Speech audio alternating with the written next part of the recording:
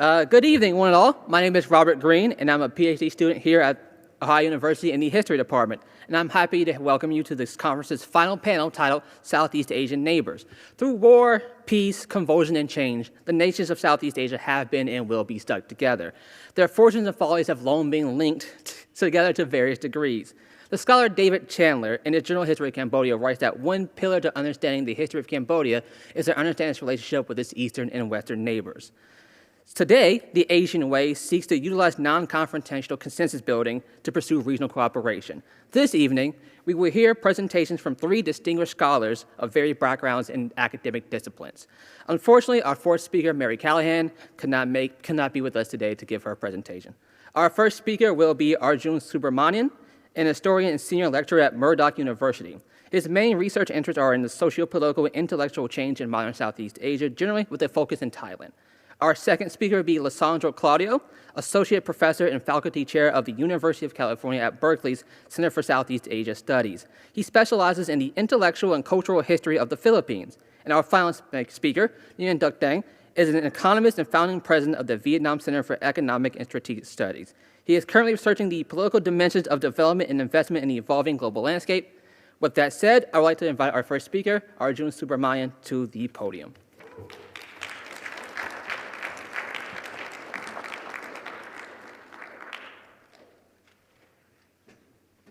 Thanks very much for that kind introduction. I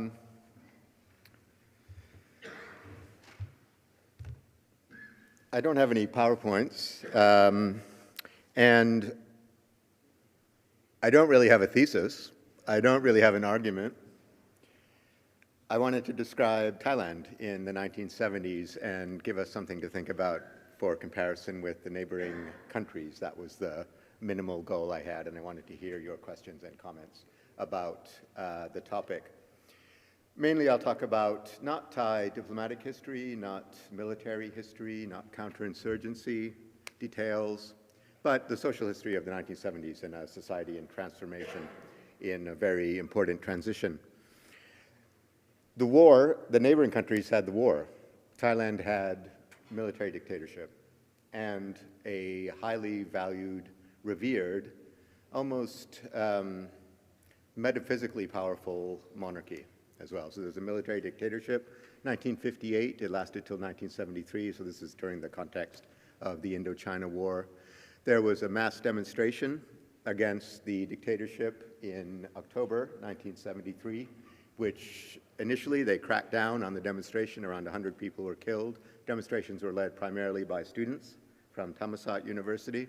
Many of you probably know this story, October 73.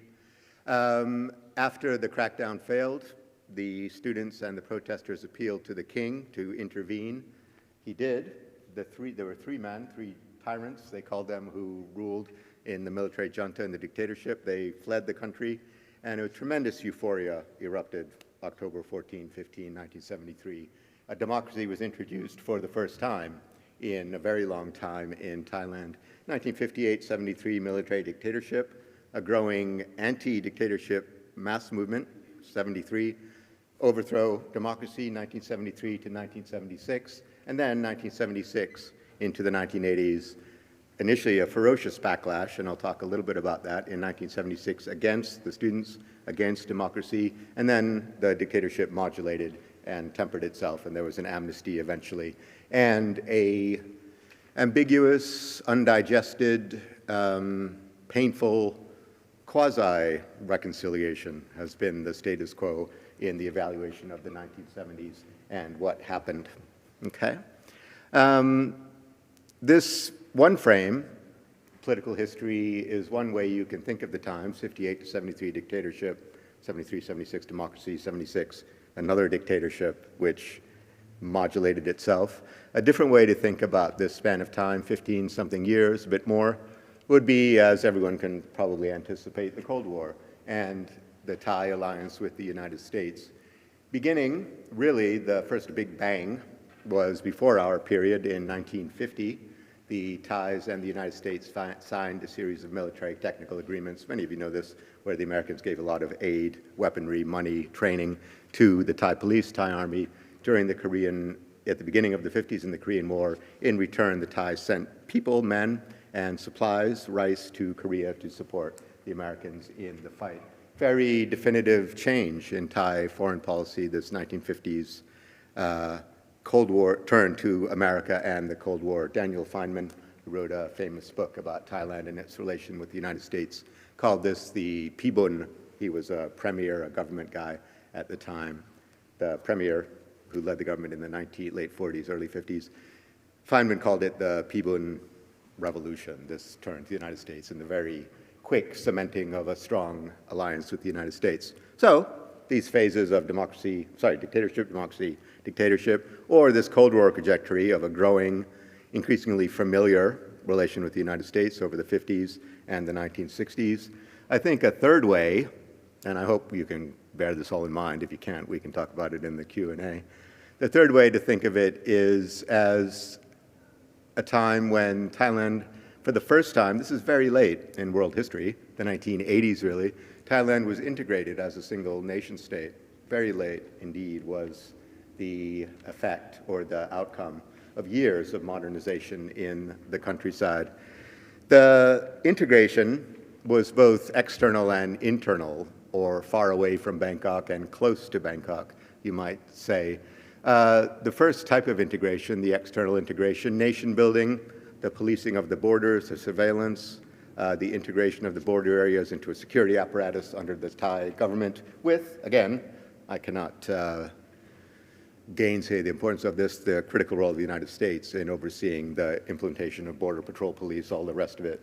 This is the way that the frontiers were integrated was through the security apparatus. This is the external integration of the times. Internal is a psychological trick. The imbibement, put very crudely perhaps, not very fairly, maybe the brainwashing of a nationalist ideology, an official nationalism, centered around the Holy Trinity, as David Wyatt called it, of Thai modernity, the nation, the religion, and the king. This is the bedrock of what is Thainess, Thai nationalism, loyalty, reverence for the king, faith in Buddhism, and loyalty, patriotic love for the nation, religion, king. This internal nation building powerfully accelerated during the 60s and the 1970s, and this was the sort of interior accompaniment of the external consolidation of power around the country. These three different ways to think about the times: a serial political history, where military, democracy, military; Cold War history, a lot of it you'd have to end up talking about the United States. I don't know if people want to do that. They want to have a Thai story. Thirdly, you could have this story of a nation state finally really coming into being very late, externally and internally integrated, externally through the security apparatus, especially in the border regions, internally through the inculcation of nationalism.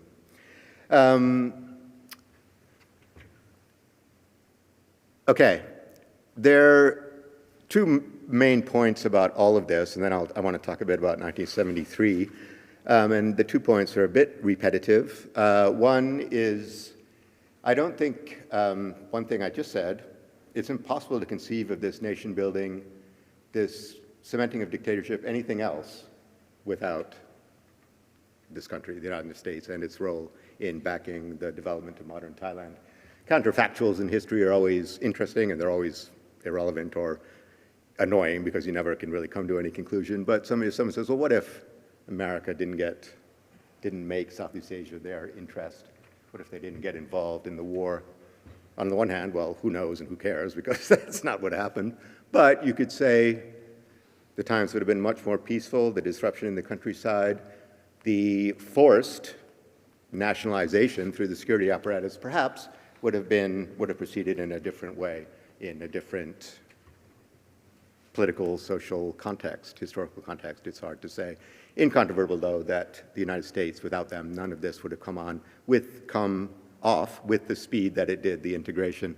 The second thing is, it was really this issue I said of integration coming very late. It was really only in the 1960s that, for the first time, the countryside became tied to Bangkok in a much more immediate, everyday kind of way through rural development projects, again, backed in part by the United States under the military, rural infrastructure, education, medicine, all the rest of it.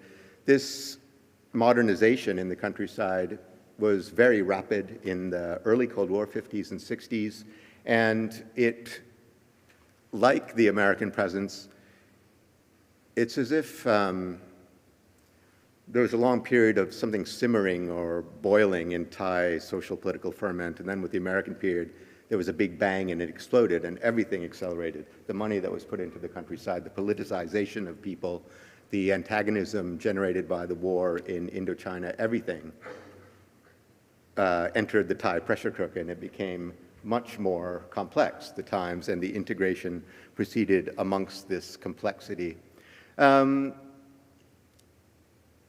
Just talk about a couple topics today in addition to explain the times. The first topic, this 1973 toppling of the dictatorship. This is a real seismic event in Thai history that's well known within the country, and I bet most of you sitting here, even well-informed scholars, don't really know too much about it. Internally in Thailand, it's not very well known, the history of it. It's a seismic change, but it's still really, despite the efforts and the career of our friend, scholar Thongchai Winichakul, it's really understudied, I think, the 1970s and the student movement. The toppling of the dictatorship led by students, especially from Thammasat, as I said at the beginning. The student movement, in some ways, say something about their commensurability or incommensurability with other student movements, popular movements at the times in the 60s. One thing, I said integration was late. Also, many things in Thailand seemed to happen a bit after the fact. The student movement came to Thailand in 1973. It had come and gone in France or in the United States in 1968. This was a bit after the fact. Nixon had already been to China. The Cold War, in some ways, seemed to be thawing. And yet, there was this tremendous agitation in Thailand against dictatorship, in part inspired by the example of the anti-war movements in Western Europe, North America, Japan, Mexico in 1968. So a bit of a latecomer. The targets of the students' protest, the dictatorship certainly, but like, again, comparisons with other student movements, like in other countries, the immediate criticism was close to home. The university administration, the shoddy facilities in the administration. The exact same thing in suburban Paris in 1968 at Nanterre or in Columbia or somewhere else. Our toilets are shit, the dorms are awful, the university doesn't care about us. All of this came out in the 1973 movement. Another strong corollary to world student movements or global is American imperialism as the target, incontrovertibly. The immediate problem was the dictatorship, but they were the lackeys in this view of the Americans. University administration, the military dictatorship, anti-Americanism, these three pillars of the student movement. Two of them common to student movements anywhere. The third thing, the facing a military dictatorship, that was something unique to Thailand compared to a free society and protest in it, like in Western Europe or the US or whatever. Some differences or absences, and this kind of thing, I got very interested in it. I don't know if it's just me. Ways that the student movement is different. If you think of the imagery, even the done-to-death iconography of the 60s and the stereotypical views of it, the students were, famous words of Raymond Aron, right, French intellectual, it's not really real, it's a performance, it's a game, it's a display, it's spectacle. They are in the movement as much as, because it's a good way to pick up girls, as anything else, as an example, criticizing young men in a movement. There's no evidence, someone here, I'm happy to be corrected, there's no evidence in the Thai case that this make love, make the revolution, it's not what the revolution's for, it's not what political change is for, it's how it makes me feel. There's not this impulse or this feeling in the Thai movement that I can tell at all. Also, there's but this kind of, I don't know how to say this, there's not a decadent nihilism that the movement wound up in, which you did have in the Western movements, Baader-Meinhof, Red Army Fraction, terrorism in the United States. You didn't have this slide into that when all else failed and it was obvious the revolution wasn't happening. The Thai movement, to me, again, I'm happy to be corrected, always very idealistic about democracy, about the king being on our side against the dictators, about the power of Thai tradition embodied in Buddhist ethics and morality or whatever it is. There's a very earnest, sincere non-performative, direct quality to the Thai movement, which I think is different, perhaps, than general readings of student movements in Western Europe or North America as examples. I don't know enough about other cases. Maybe people can say Japan, Mexico, something, what the balance was. So there's commonalities to student movements in other countries, anti-imperialism, university administration, corruption in the government. There's also differences. This movement came later. It didn't have the personally indulgent, I'm not sure what the word is, individualized, individualistic, selfish feel, I don't think, to the movement that is perhaps sometimes unfairly associated with the Western movements. Scholars frequently say that the students were not just into the left for the fashion, into the left for the excitement, into the left, as I say, for the amorous possibilities. The government said that they don't know what they're doing, they're just playing a game. It's a good way to meet people. They have no idea. They're playing with fire, all the rest of it. Scholars generally don't think there was that. There wasn't this narcissistic navel-gazing in the movement, not that I can tell. 1973 was ginormous. It's often said Thailand never had a mass nationalist movement in the 20th century. That's true. 400,000 people, though, turned out at the beginning of October to protest the military government. Sounds pretty mass to me. There wasn't a war. We don't have the mass movement of people like and the horror, which my colleagues were describing yesterday in Indochina. But to me, this is not something to be poo-pooed, 400,000 people in the street against the government, and the government capitulating and the dictators leaving the realm.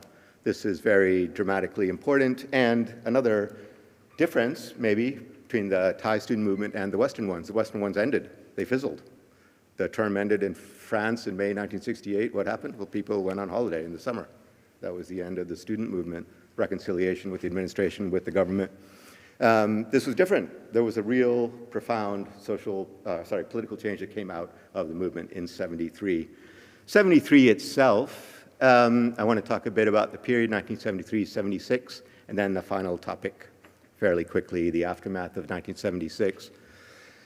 The first half of the period, 73 to 76, October to October, October 1973, October 1976, you could say the first half was the years of the left people and 73, 74, 1975, 76. The second half of the period, the years of the right people. The right wing was in the ascendant from 75.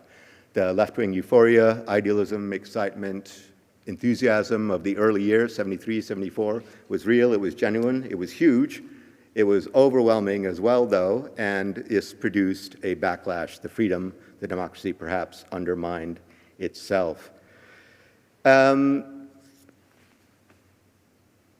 students who were the pioneers, or not the pioneers, the vanguard of the movement, 1973, thereafter, many of them went on what the government set up as these democracy propagation or propaganda drives. Kind of a hard, it's a mouthful to say.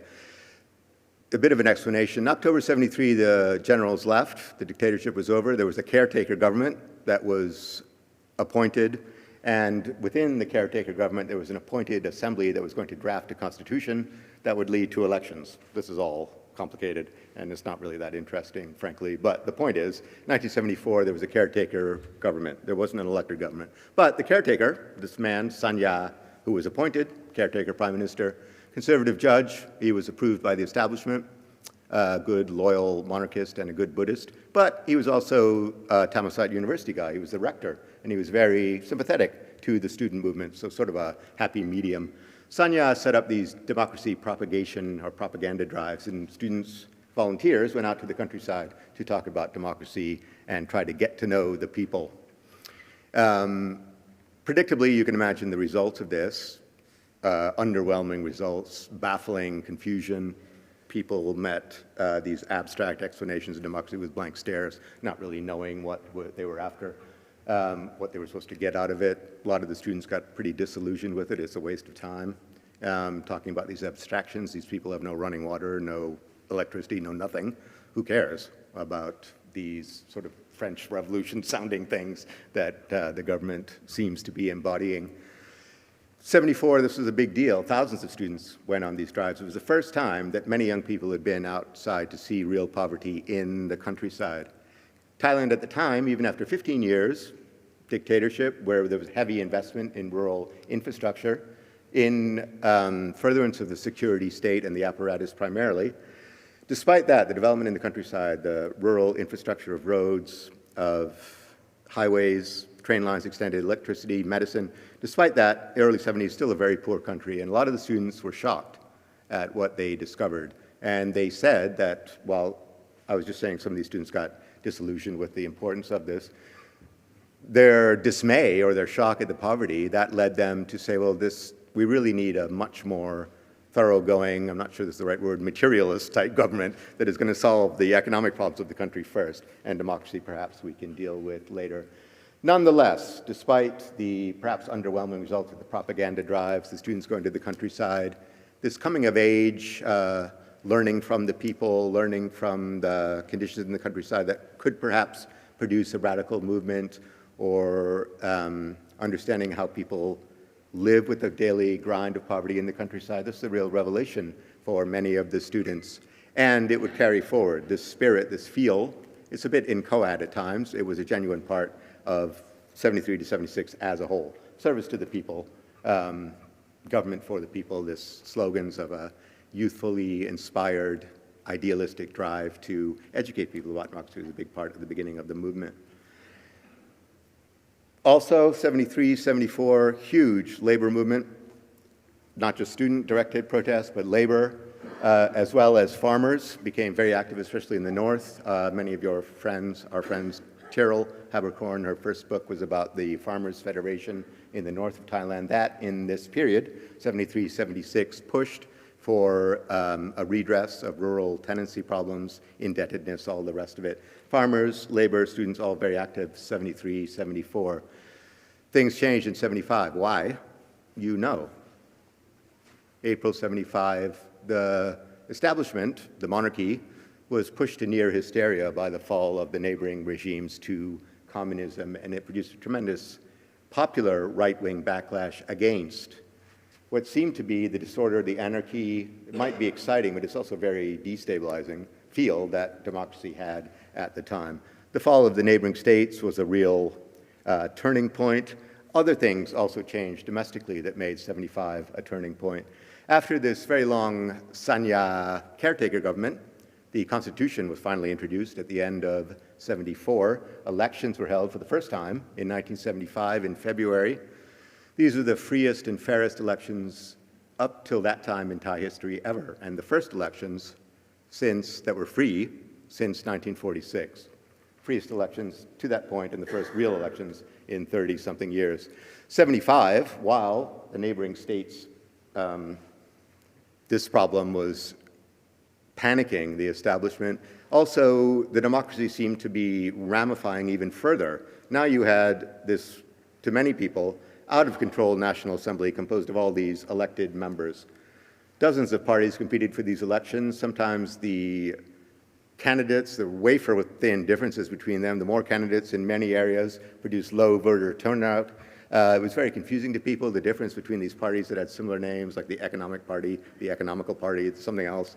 It was very mixed up and confusing, exhilarating, again, a continuity of sort of the promise and peril of the times. And to people on the right, the times could not be less fortuitous for all this to be popping off as the neighboring states were turning communist. The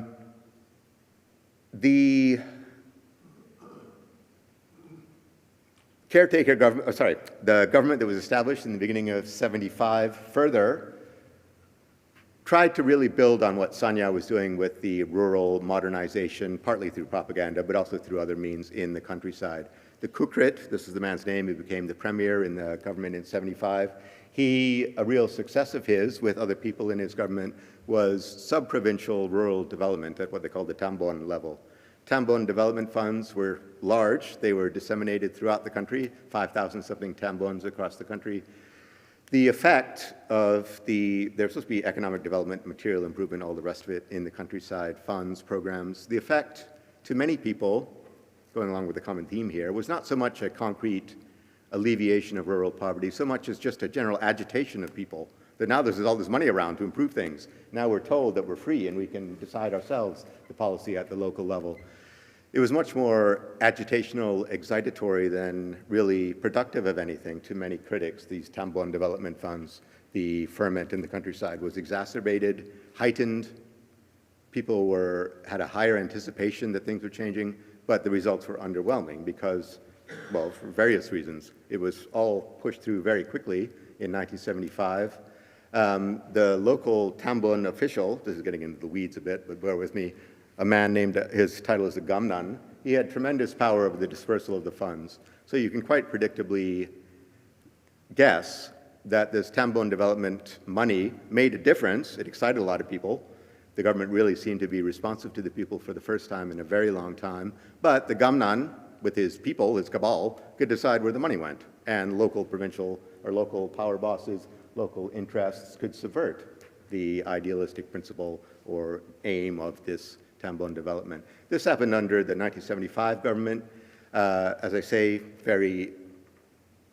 spread a lot of excitement in the countryside, but underwhelming economic results and overwhelming, destabilizing perhaps, political results resulting in the turmoil. By 75, despite this, I keep saying, or I'm thinking despite this, despite that, the times are so interesting and exciting and confusing and fast-moving and changeable that you say one thing and then it's contradicted by something else. I've still, after studying this for quite a number of years, the democracy of the time, I don't know if you say, well, did it succeed, did it fail? I'm not even sure that's the right question. People say it failed, and this horrendous right-wing backlash put it in the ground for good, because there was too much promised too quickly and there was not enough time for any of it to develop. That's the failure argument. But then other people, not exactly a success argument, but they say, well, it profoundly changed everything. Like I was just saying, this excitement, this feeling, this sort of inchoate sense of promise or change, or the moment was pregnant with opportunity. This also was going on. And was this excitement that didn't really produce material results mean a failure, or was it a success in a sense that democracy was firmly implanted and very quickly taken up by people that for very long had been in the wilderness and not given any share or stake in anything? Sounds to me kind of successful. For the first time, people had an opportunity. But then the plans didn't come to fruition because the time wasn't long enough, or vested interests stymied it or something. It's hard to say what the balance sheet on the democracy was from 73 to 76. By early 75, especially by April, I don't know why I keep pointing at that. There's not an April picture on there, maybe, except maybe that Cambodian one. The right, like the left, thought now the times are ripe for a social revolution. The right wing grew enormously in 1975 in the wake of the changes in Indochina. The right wing at this time grew like right-wing movements today in this country, in Western Europe, or like, this sounds a bit overly dramatic, but Germany in the 1920s. The right benefited from the openness of politics to destroy the system from within, and they also benefited from the refusal of the state judicial apparatus to hold anyone to account for any criminal activity perpetrated by the right in the 70s. Tyrrell can tell you, our friend from Wisconsin, the farmers in 75 in the north, assassination was regular, weekly, bi-weekly. No one was ever held to account for it. The right-wing groups that turned against the farmers' movement, against labor, against the students, they benefited from this hands-off or docility of the state when faced with right-wing vigilantism.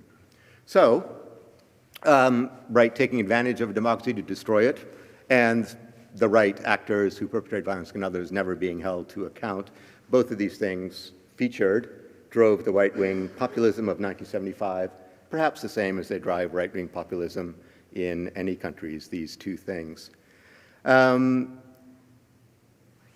The composition of the right-wing parties, the right-wing movements, it's very varied, it's very interesting, and the ideologies of the civilian right that emerged in the mid-1970s, while they have as their basic bedrock this holy trinity, nation, religion, king, and Thai nationalism, and all the rest of it, they were quite varied in particulars. You had, for example, sort of a uber ultra-monarchist group, the Village Scouts movement.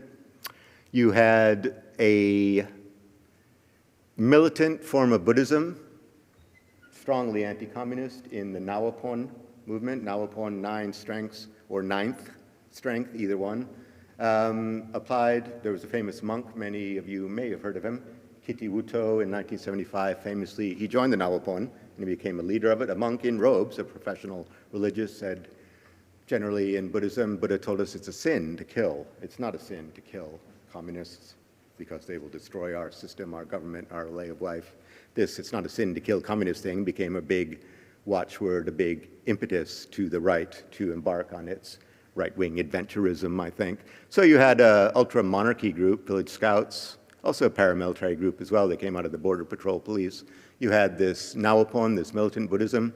You had the Red Bulls, or the Kritingdang Red Guards, a famous group that perpetrated violence. I'll show a photo of against students in 1976 in the backlash.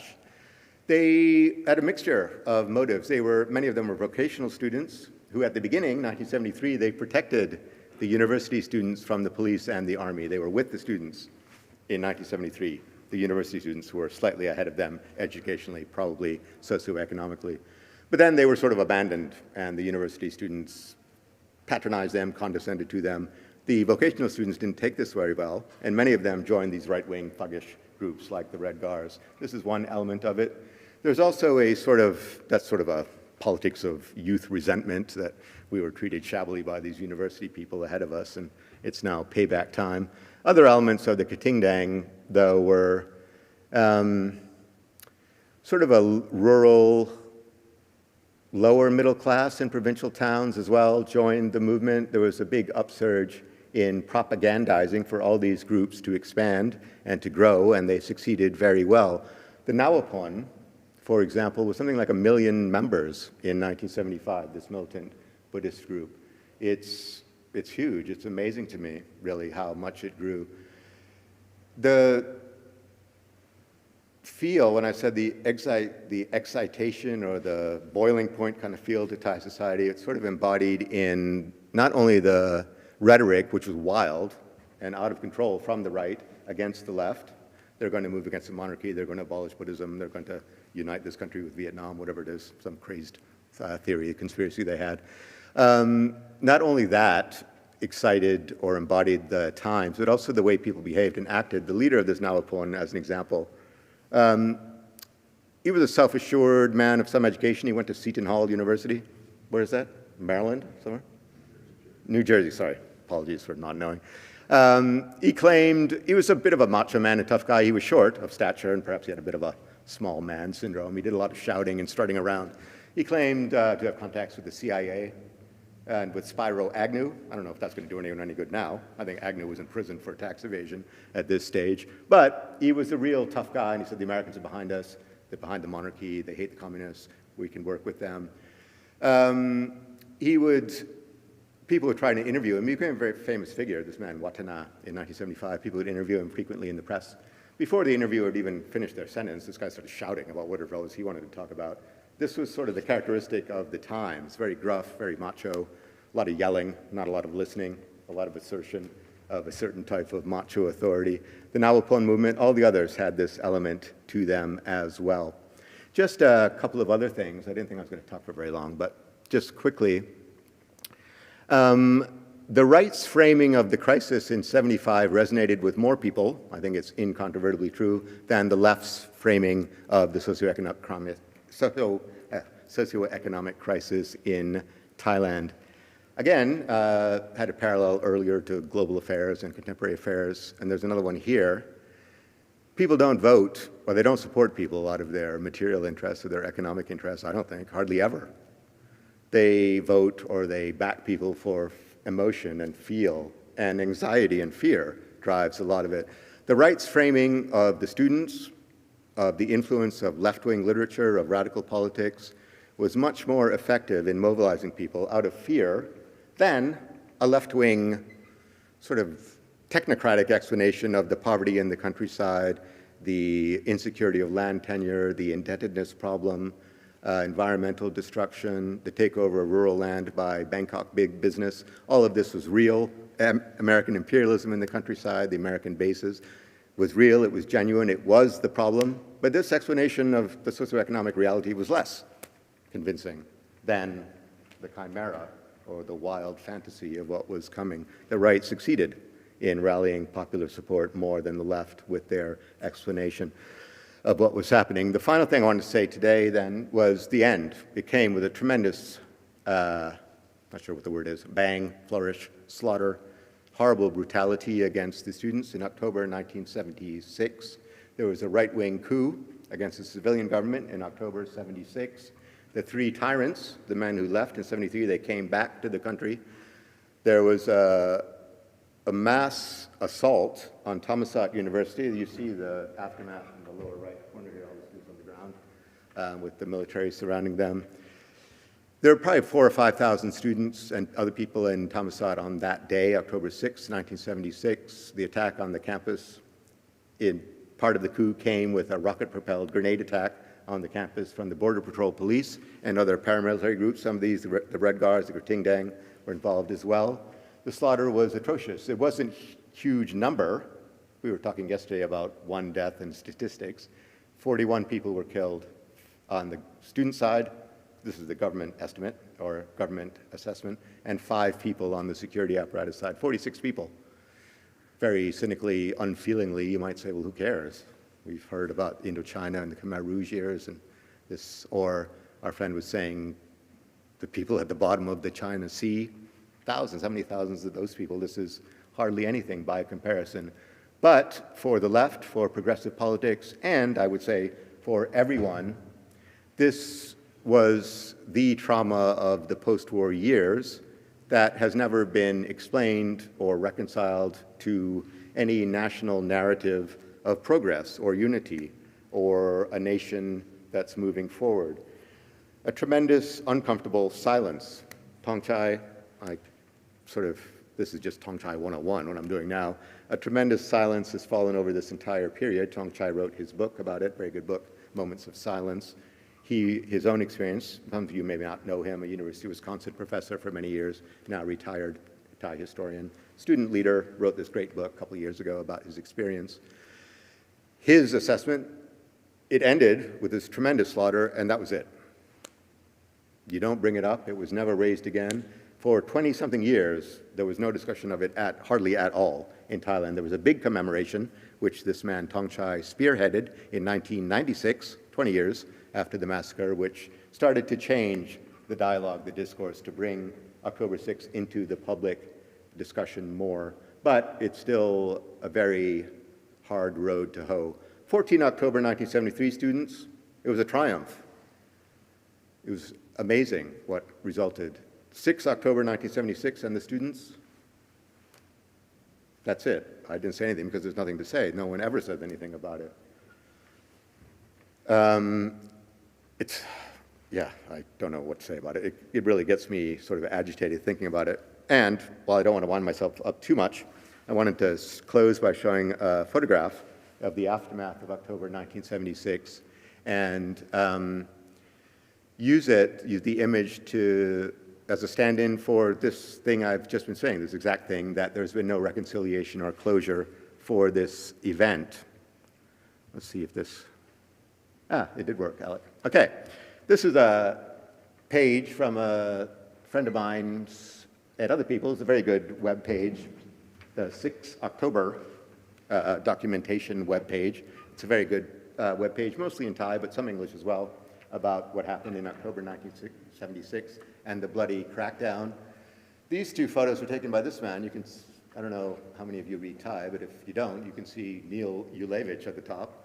This was the Associated Press photographer who took 2 famous images from October 1976. They won the Pulitzer Prize. He won the Pulitzer Prize for these images. This is just outside the campus on October the 6th.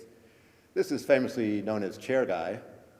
This is the right-wing, don't know who he is, right-wing vigilante, leader perhaps, follower, who's battering a corpse. The boy's already dead, who's hanging from the tree. He's battering him with this chair in the upper picture. And then there's a different guy and a different scene on the bottom, battering a corpse with a bamboo stick, I think it is there.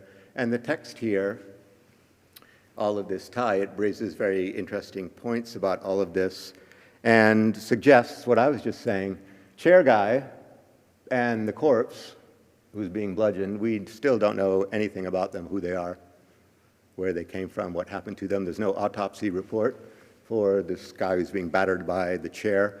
There are other autopsies of other anonymous people we don't know about who were burned alive, set on fire. You can read the autopsy. It's chilling because it's mostly just blank. Cause of death, burnt alive, name, blank, age, blank, address, blank. There's several of these cases.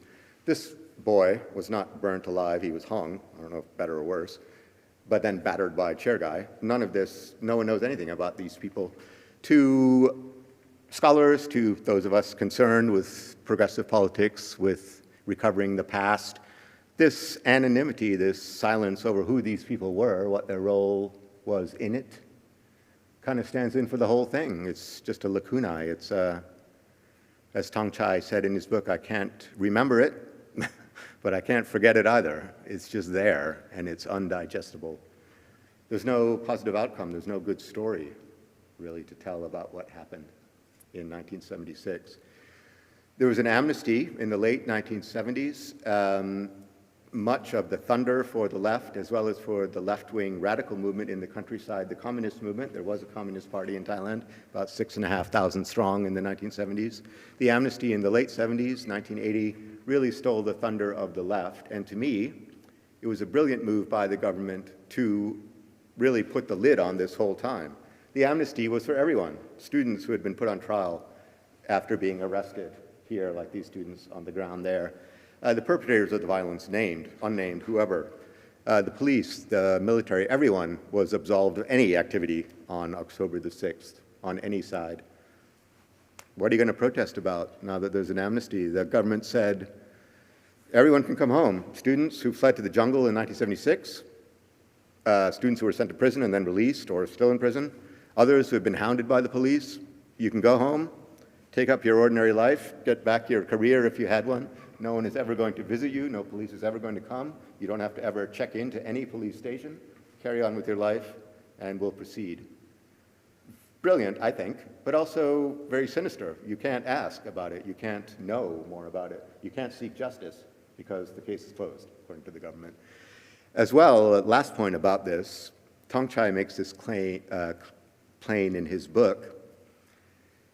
The amnesty was very much, as one lawyer who attended the trials of the students that were put on trial after they were arrested put it, it's as if the state, they were trying these students, but they forgave themselves for whatever it was that they did in the backlash at the same time. Tong Chai says this reconciliation was always condescending, it was always patronizing, it was always a paternal tap on the head, oh, you students, you didn't really know what you were doing. Now you've come back to us, that's okay.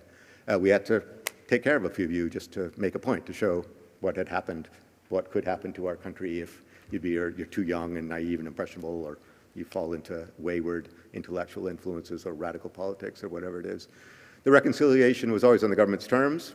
No one was ever held accountable for anything. And there was always this just shut up and go back to class paternalism to the reconciliation that, I don't know if it's part of the brilliant ploy, but it creates, to me, this infuriating, despairing, hopeless feeling that it's always going to be there, like Tong Chai said, but it's never going to go away.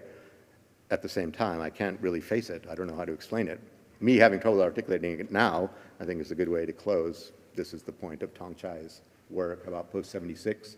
It's undigested, it's there, and it hasn't been faced. No, I don't have a conclusion. Never had an argument, really. I was trying to explain some of Thailand at the time. Very different scene in many ways to the war and a society at war. This was a different thing. It was very sinister to me. Low levels of death, very few people were killed, but the threat, the insinuation or the feeling of a violent atmosphere, this is a constant in Thai history at periods of crisis, 76, 92, 2010, 2014, the 1950s, this sort of violence that's sort of polite or not really all out, or just make an example of someone, execute a coup, have a few people disappear. This kind of sinister way of dealing with subversion, this is a Thai staple, and I think it's a quite different way to think about antagonism in the Cold War, perhaps. Okay, sorry, I kind of went on too long. Thank you for listening.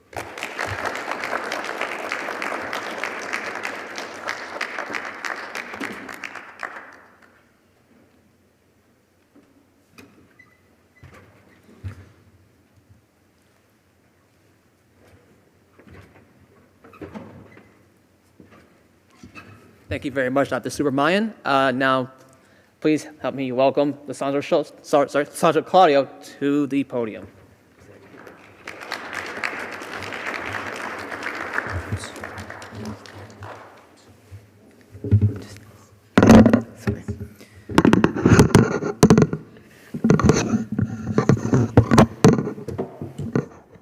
Thank you very much. And thank you to our host. Thank you, Alec Holcomb, for having us here.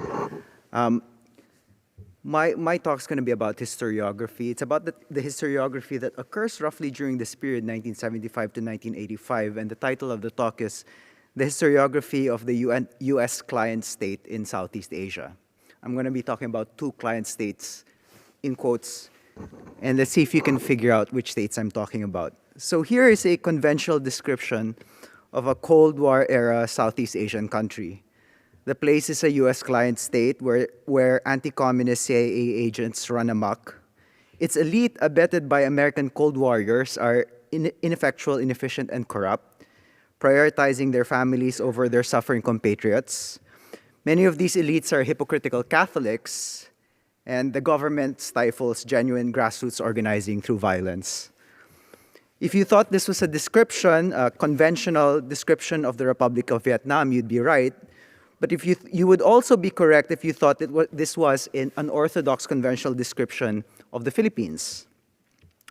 Today, I want to consider the emergence in historiography of the corrupt client state in Southeast Asia, a historiography that began to develop during the period after the fall of Saigon.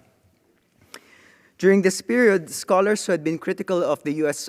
presence in Vietnam began to look at another regime close to the U.S., the regime of Ferdinand Marcos. The years we cover in this conference are also the period of high authoritarianism in the Philippines. So I don't think it's a coincidence that scholars, particularly American, talked about this period in the Philippines in a way that mirrored the way they had been raised to discuss the RVN.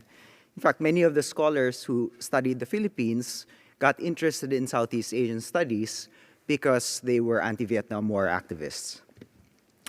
So today I trace and critique these two parallel historiographies, and finally I want to consider more productive ways of comparing Vietnam and the Philippines today. So I want to begin with two of the most perceptive analysts of South Vietnam and post-independence Philippines respectively, who arrive at similar conclusions about their areas of study. So for Peter Zinnemann, the study of the RVN has been reduced to narratives about elites and politicians who are nepotistic and authoritarian, venal and corrupt. Similarly, for Caroline Howe, she argues that post-war Philippines, especially under the Marcos dictatorship, has been held up as, quote, a model of the pathological excesses of the predatory, rent-seeking, oligarchy-dominated weak state. Neither Howe nor Zinnemann claim these representations are entirely incorrect or untrue. Instead, both argue that these orthodox historiographies prevent us from asking new questions.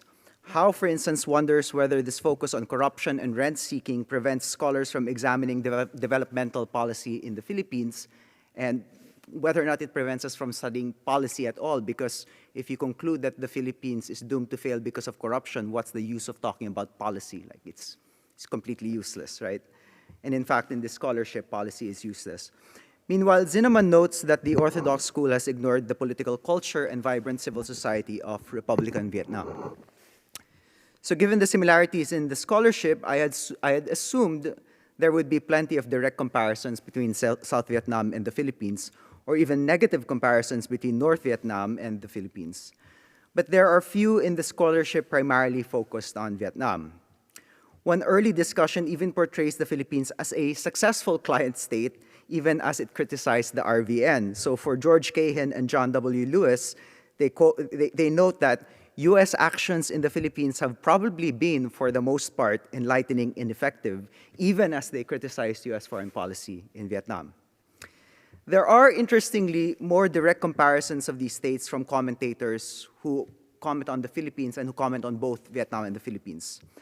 Unsurprisingly, the journalist Stanley Carno, who wrote Histories of American Involvement in Both Countries, has multiple comparisons in his works. And Carno is conventional and orthodox, both in his analysis of the Philippines and Vietnam.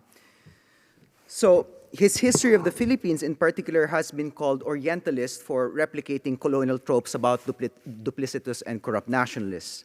And his history of Vietnam is typical of anti-war journalists from the period.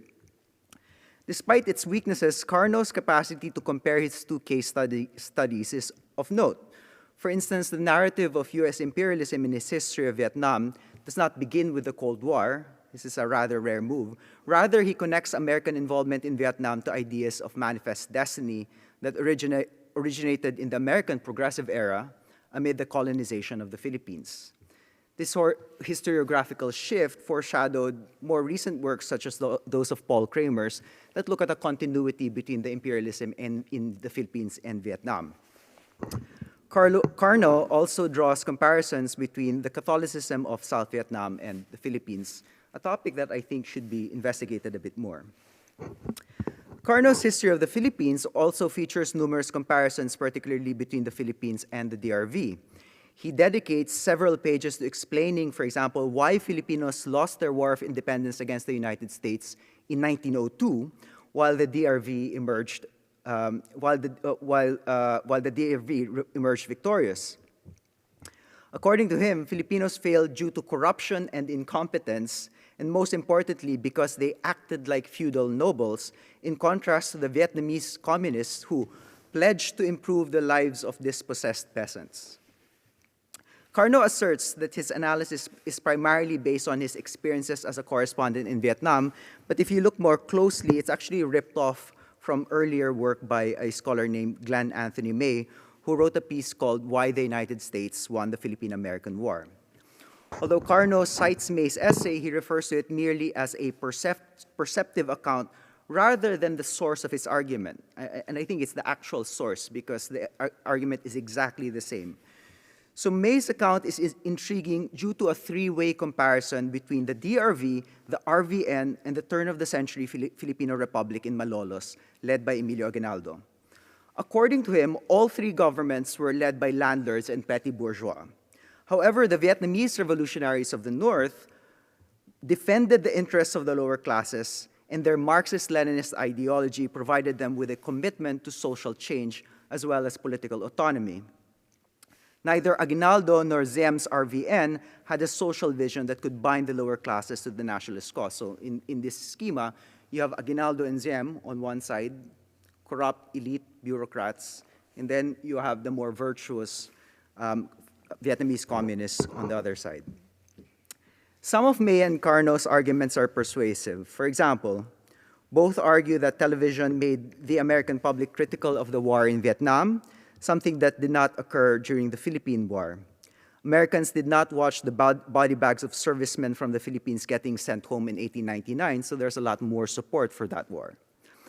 Both scholars also note that the North Vietnamese used guerrilla warfare to their advantage, while the Philippine Republic insisted on set-piece battles until it was too late, a kind of military tactical decision that really cost the Aguinaldo, that was a major setback for Filipino revolutionaries. Yet the blindnesses of their accounts are typical of anti-war scholars of their generation. Neither mentions the brutal mobilization strategies of the North Vietnamese. Indeed, both assume the success and popularity of the North's land reform programs. More importantly, both are blind to a crucial difference between host DRV and Aguinaldo's Philippine Republic, namely the presence or absence of foreign allies. While the DRV had the support of the Soviet Union and China, the Philippines had zero outside support. And I think they were doing this in order to, again, and Peter talks about this all the time, represent the North Vietnamese as this kind of plucky army that could.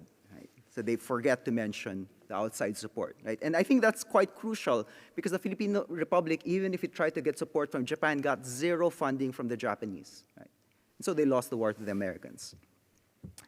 Ultimately, in the Carnot-May account, the short-lived Philippine Republic is not just the other of the DRV, it is also the historical predecessor of the RVN, a feckless republic that could not mobilize the masses for its cause. In this paradigm, this same feckless Philippine state would re-emerge in the post-war period of independence, particularly during the Marcos regime. And this state, too, would have faults akin to the faults of the RVN. This idea of Philippine history foreshadowing that of the RVN is a common trope even among accounts that only tangentially mention the Philippines. Frances Fitzgerald, in her book Fire in the Lake, discusses Edward Lansdale and the CIA first aiding Philippine Defense Minister and future President Ramon Magsaysay in fighting the communist hooks before cultivating a similar friendship with Ziem, and so does George Herring's America's Longest War. This is, in many ways, the low-hanging fruit of the comparison, right? But as I mentioned, it is the orthodox historians of the Philippines who are more likely to draw direct comparisons between the Philippines and the RVN. And this idea of the Philippines foreshadowing South Vietnam is quite pronounced in the work of Alfred McCoy, possibly the most prominent advocate of the orthodox school of Philippine historiography. The orthodox school, which says basically everyone is corrupt, and the reason why the Philippines is dysfunctional is because it's a corrupt, weak state. For over 40 decades, McCoy has effectively made the same argument, and that is the Philippines is a corrupt, rent-seeking society with weak institutions that hinder its economic development. Other scholars, myself included, have shown that observation is empirically incorrect. I'm not going to deal with the kind of empirical problems with McCoy's work today. Before anything, a possibly tangential point about McCoy is that his profile and scholarly development largely match that of orthodox historians of Vietnam. McCoy is a baby boomer American historian and former journalist whose interest in Southeast Asia was sparked by his student opposition to the Second Indochina War. He's a major critic of US imperialism in the 20th century, and like the historian Zinnemann critiques, his work is celebrated and printed in journals like Critical Asian Studies. His recent work has been endorsed by such orthodox critics of South Vietnam like the novelist Viet Thanh Nguyen. It is thus unsurprising that although McCoy is primarily a Filipinist, his view of the RVN is comparable to someone like Fitzgerald or, in fact, Viet Thanh Nguyen. McCoy argues in a recent book that the sorry history of the autocratic regime of Ngo Dinh Diem in Saigon from 1954 to 1975 offers a cautionary tale about, 1963, offers a cautionary tale about Washington's allies, proof of how uncomfortable it could be to tolerate an ally's corruption and election fraud. As for Ziem's successors, McCoy makes a sweeping statement, noting that every one of them was incompetent, corrupt, and ineffective. This account of South Vietnam is almost exactly, in fact, almost verbatim, the same way McCoy's account of the Philippines, McCoy has made sense of the Philippines over the past 40 years. In his version of the Philippines, Ziem is Marcos, corrupt, an ally of the United States, promoter of election fraud, and all of Marcos's successors have either been ineffective or corrupt. That's sort of the McCoy schema for Philippine historiography as well. McCoy's work on policing makes the comparison explicit. In his book, Policing American Empire, he compares the brutality of the South Vietnamese police and Ferdinand Marcos's police by speculating that both these institutions may have learned torture techniques from the CIA's international police services, actually providing very little proof. More profoundly, he notes that in both Vietnam and the Philippines, secret policing decimated civil society and precluded challenges to elite rule. While the torture and repression that McCoy describes is in fact harrowing, the account skews sensationalist and suffers from analytical overreach. There is, for example, robust research on civil society for both Vietnam and 20th century Philippines, so it's not true that policing killed civil society. And the argument that police forces significantly dented their growth is thus suspect. Also, typical of an anti-RVN scholar, McCoy makes no mention of North Vietnamese torture and atrocity, so it's just Ziem's torture. Given the opportunity to expand this paper, I'm sure I can find more of these direct comparisons, and I'd like to particularly look at how Marcos tends to be constructed as the next Ziem. And this is interesting because in his diaries, Marcos does think about the possibility of becoming the next Ziem. In one entry, he says, "I fear that I will be the next Ziem." So I'd be interested in looking at that comparison. But for the last part of today's presentation, and I don't know if this is going to dovetail with the last presentation, I'd like to move to the present and consider how we can think about contemporary Philippines in relation to Vietnam.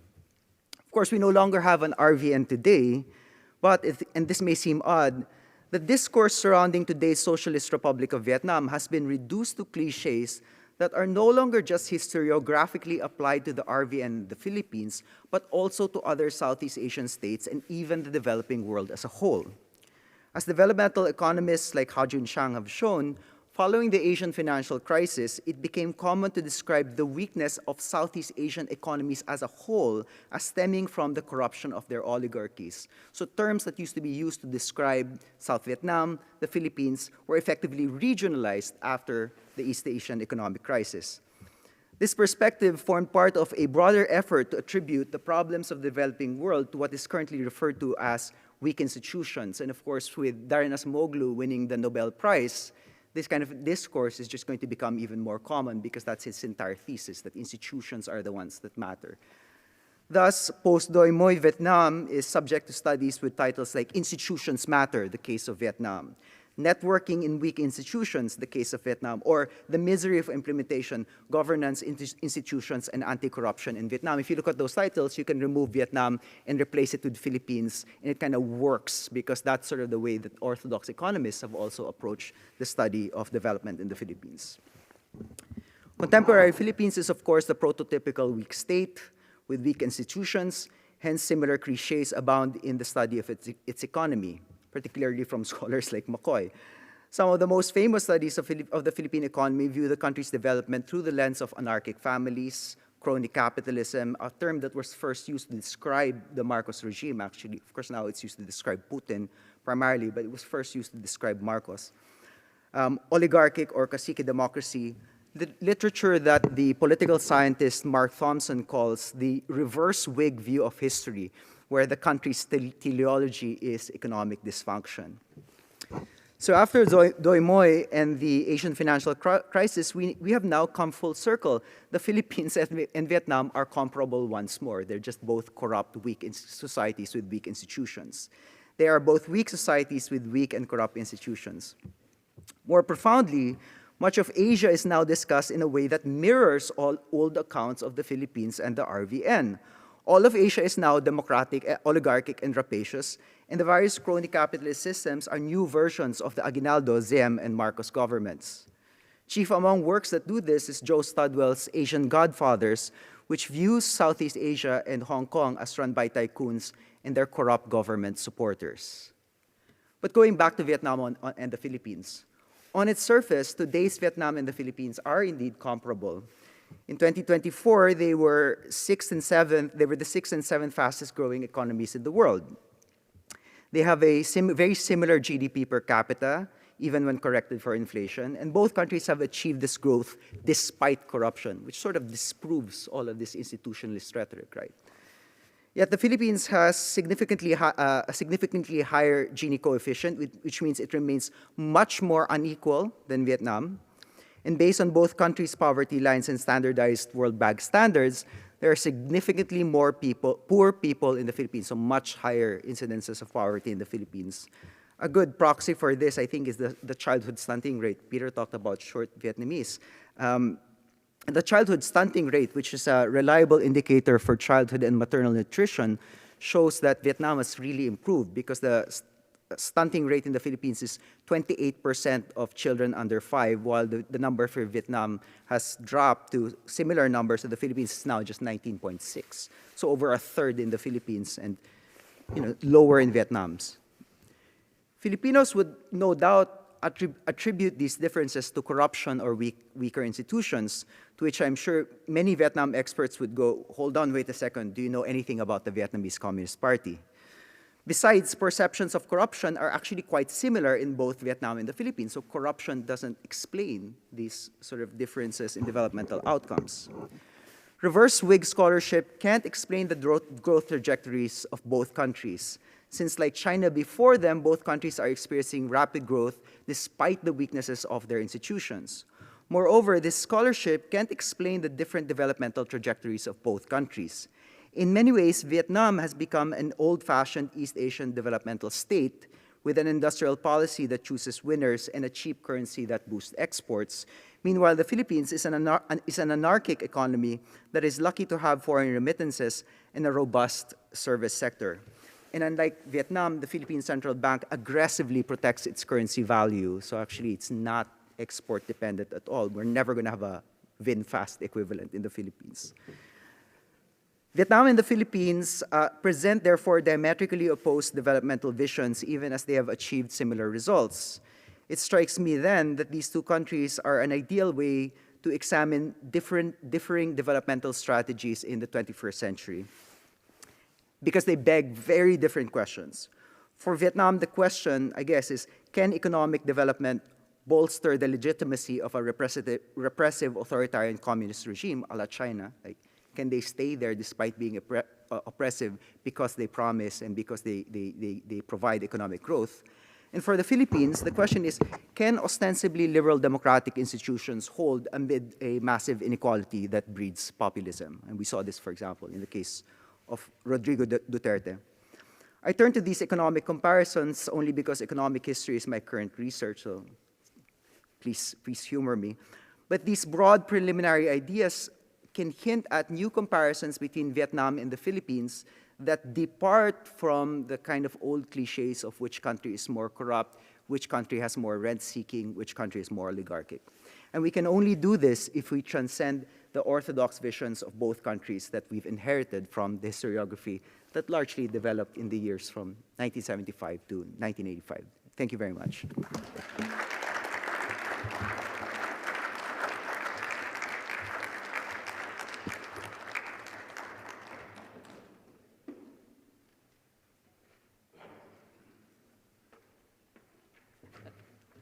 Thank you very much, Dr. Claudio. And now I'd like to invite to the podium our third and final speaker, Nguyen Duc Thanh.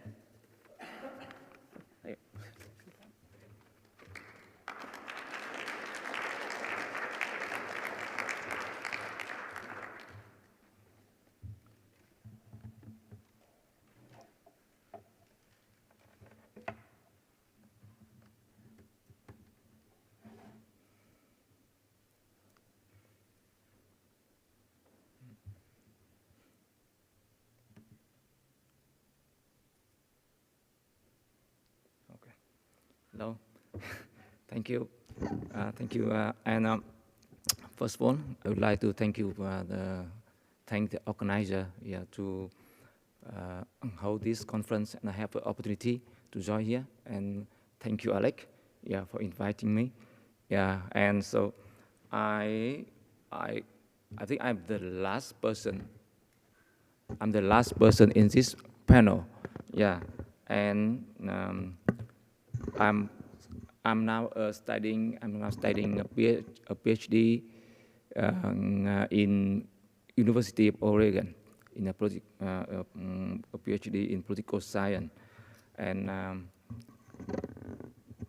Alex suggests me that I can share that my own experience in the last maybe almost the time almost the same with the post-war time in Vietnam.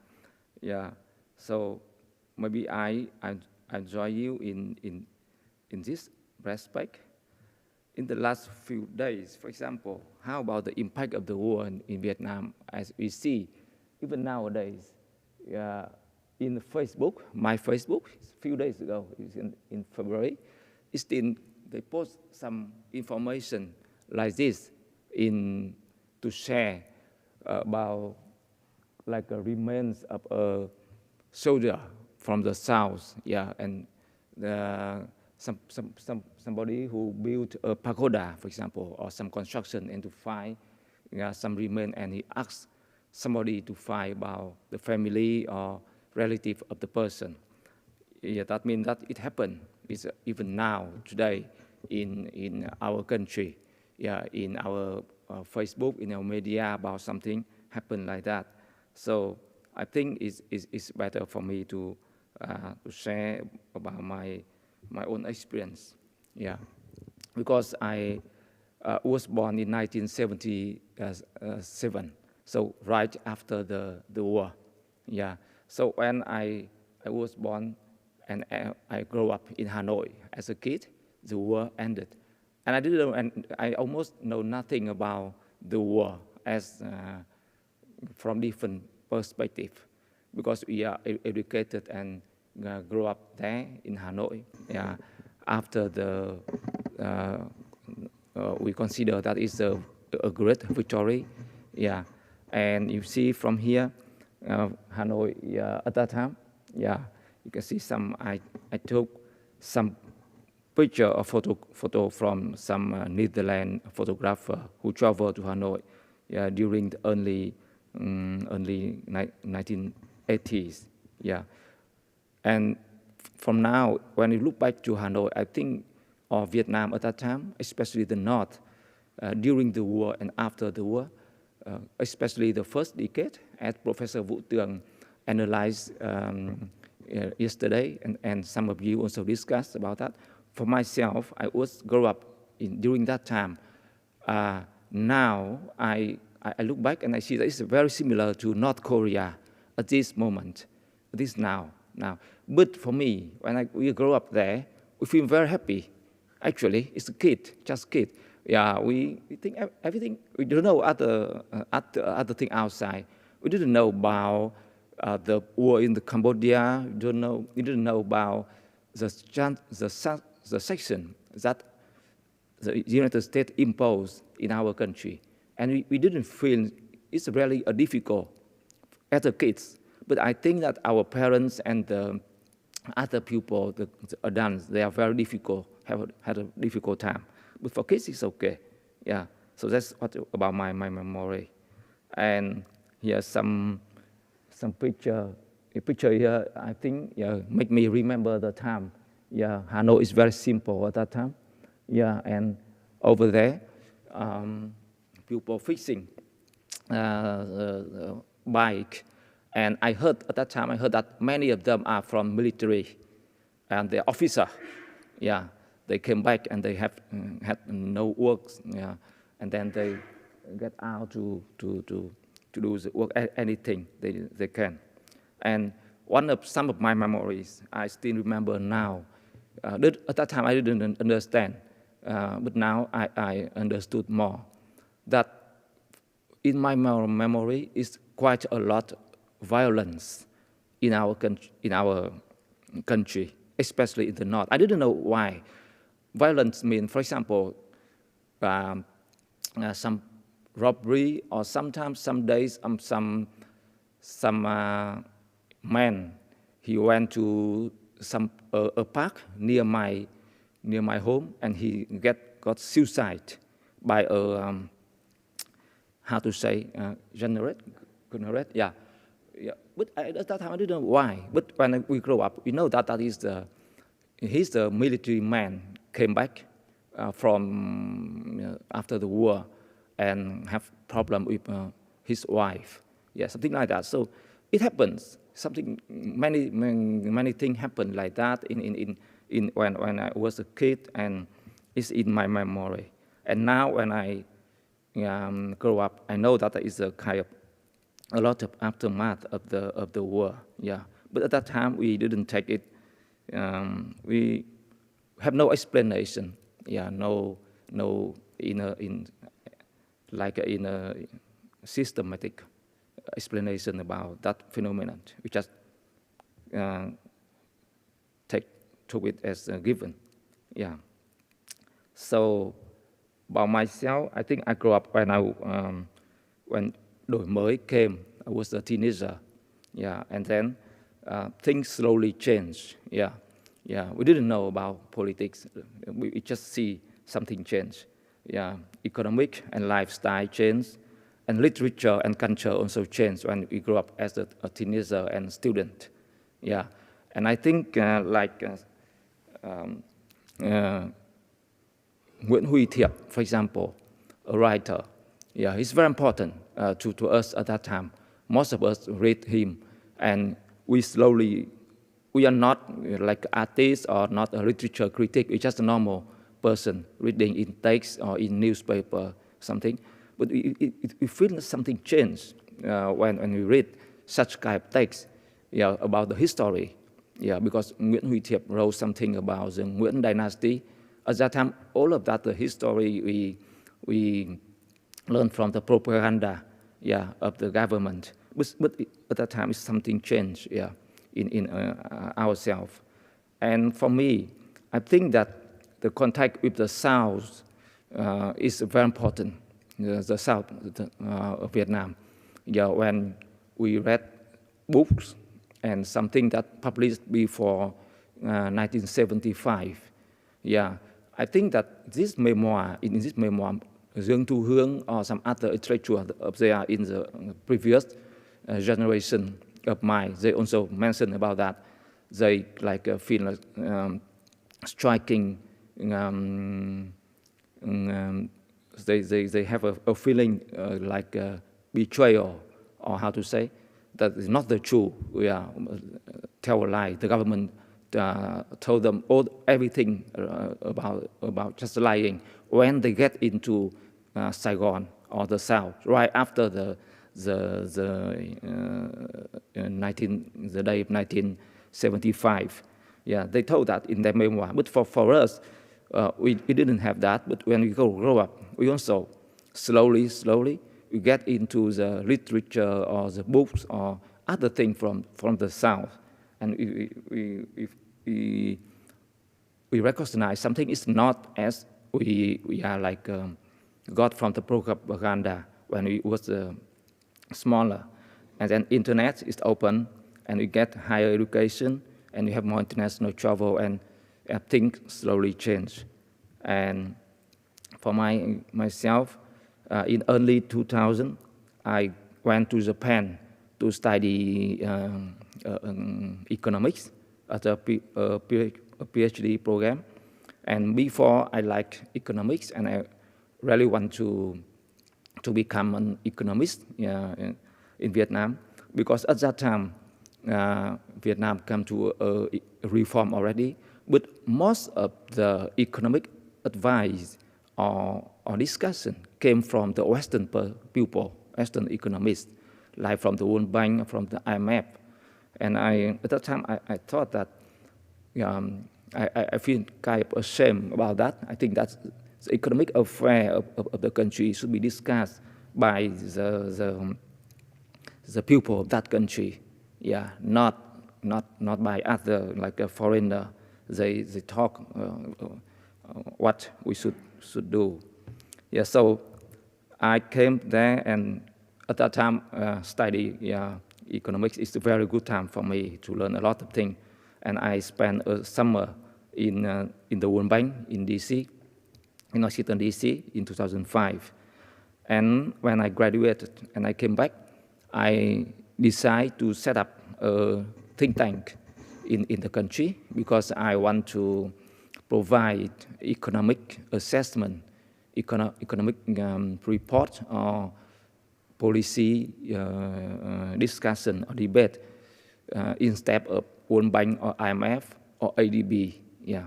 So, and I got a group of young economists at the same time. I think they are the first generation of economists who was educated a PhD from United States, Japan, or Europe. And we formed the so-called the Vietnam Institute for Economic and Policy Research, VEPR. Yeah, and we work very well in this area. And we published one of our core publications at that time. During that time is the Vietnam Annual Economic Reports. Every year we publish reports covering what happened in the country, yeah, with a system of data and as issue, big issue, and then we provide recommendation for the government, what to do, what's lesson of the last year, and what to go, and what is the forecast or predict of the world economy and the potential or the risks of the Vietnam economy. So during that time, I was invited into the economic advisory group of the Prime Minister of Vietnam. Here is a normal meeting of, between the Prime Minister and the member of the group. And at that time, I was the youngest researcher in that group. Yeah, And the interesting thing is that I observed that in Vietnam and maybe some other countries the same, when the leader, they have two terms. In the first term, they are very confident about themselves because they just win the political fight. I don't know whether that is the same in the United States or not, and then they are very confident and they think they can do everything. Yeah, they run the economy or they manage the social and political situation of the country, but only after one term, they will know that actually most of their decision was manipulated or controlled by the minister or by some other who are in the system. Is already there, and their power is quite limited. So Prime Minister Nguyen Duc Thanh here, when he chose to build the economic advisory group, I think that is a good solution because this group is they are kind of provide objective assessment and advice to the macroeconomic management, and they are not like influenced by the ministers. And by doing that, the Prime Minister is more like independent from the minister in different sector in managing the economy. Yeah. However, yeah, I'm kind of among this group. I'm the kind of younger generation, and I'm kind of liberal economist, and I promote for like a market economy, rule of law, and also support the civil society. That is not, and I consider that this is kind of three pillars of the future of Vietnam. Yeah, but it's not welcome, and especially when Prime Minister Nguyen Duc Thanh stepped down, another person come to take the power. The Secretary General Nguyễn Phú Trọng, he's more conservative and ideological, and they try to remove me from the influence in the public sphere about the policy, economic policy. And it's also interesting thing that I experienced how they attack and try to remove a person from the system. There is no direct contact to myself, no threat, no security staff come to ask or to do anything, but they build like different program. Here is a newspaper of the military, for example, and some blogs. They build up some blog, and they put it in the internet.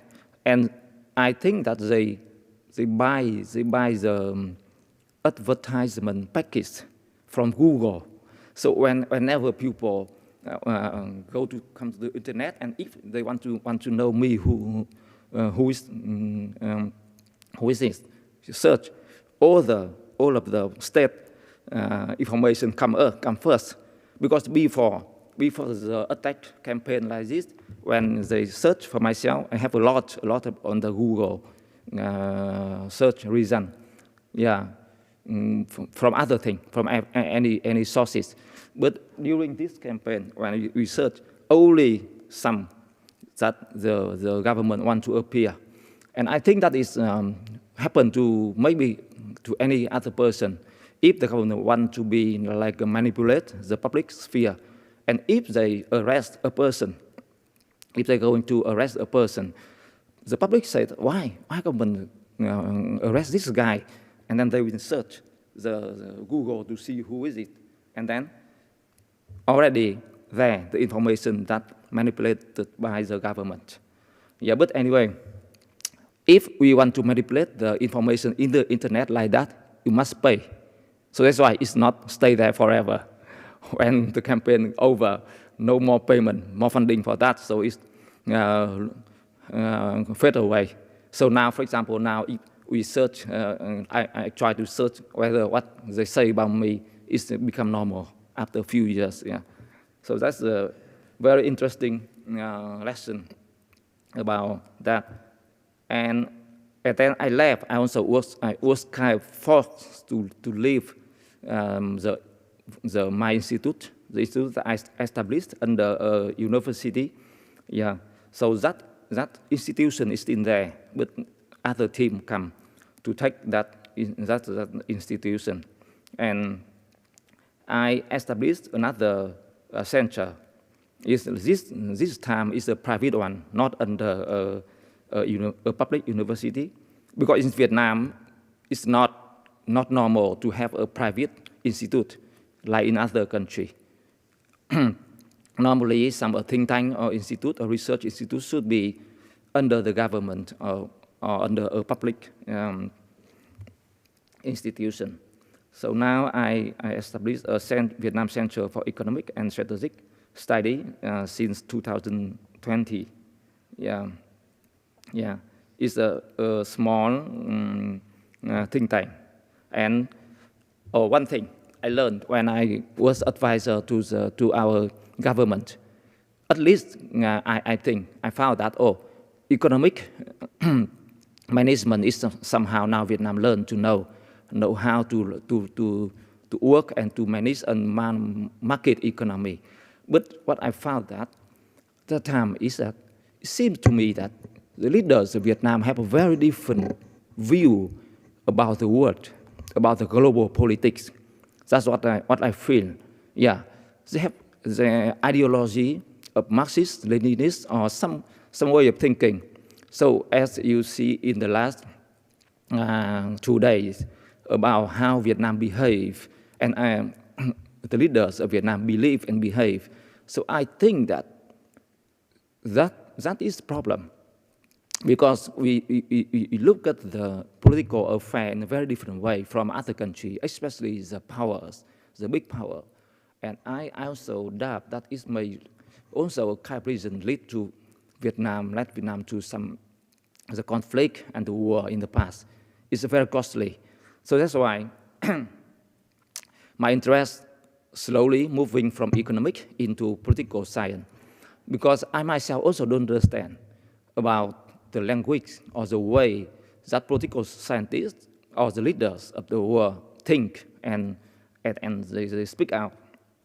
So I set up this center and I changed it into economic and strategic studies.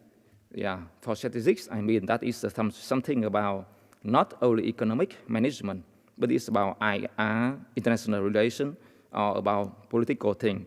Yeah, in the political global politics, and and as I have more time during the COVID, yeah, because this time is when the COVID broke out, I and my friends, some of my friends, artists, Trần Lương is a friend that you know, yeah, Peter know. We co-founded Vietnam Center for Art, Patriotism and Development. Yeah, because I want to also want to contribute to the development of art in Vietnam, especially contemporary art. Yeah, and then after that, I came to the United States to study in Missouri State University in a MA master program in global studies. I happened to have a plan to come here because one of my friends actually is working there, and she asked me to come. She asked me just to get out of Vietnam and come whenever, whatever, but come to study something or to get out of the country. Yeah, because at that time, Vietnam, the situation in Vietnam is very tension. Yeah, they arrest. We don't know who they will be arrested. Yeah, something like there is no. It's very difficult to predict. Yeah, so I moved to Missouri to join the program. Yeah, with my family. Yeah, and from here, yeah, some of my friends also working in University of Oregon with Professor Vũ Tường also introduced me to that program, and then I joined that with the support of Professor Vũ Tường. Yeah, and I really like that because it's a department of political science where I can learn what I want. Yeah, and now I'm just a second year student. there. And so after 20 years, I took another PhD program. But for me, I think it's very useful because I can learn something new for myself. And I hope that I can contribute to my country in the future. So the path for me, myself, I think that try to understand, as I just shared with you, when I grew up as a kid, under a very artificial environment, socially constructed by the government after the war. I don't know, I don't understand anything. What isn't it? It's very similar to North Korea now. And slowly it changed. So I think that understanding the nation, the world, is very important for me, and also understand the self in existence, of ourselves in the world. So, and I also think that I have spent like more than 20 years for the economic reform in Vietnam. Because at that time when I just came back and start my economic institute, economics is in a new discipline in Vietnam that the country just learned to live or to develop in a market economy. And now Vietnam is quite well in running a market economy. But I think that further reform is still very necessary for Vietnam, further economic reform, and especially for political reform. And how to do that, how to get that. And I believe we need a new generation of political scientists, of social scientists, and political activists to engage in this process. In Vietnam, we don't have the discipline of political science. It's like 30 years ago, no discipline in kind of modern economics, only Marxism, economics, planning, central planning, something like that. So I think now is the time after for the second reform or some further reform, and we need to prepare for that. So that is what I believe and I'm doing at this moment. So thank you so much.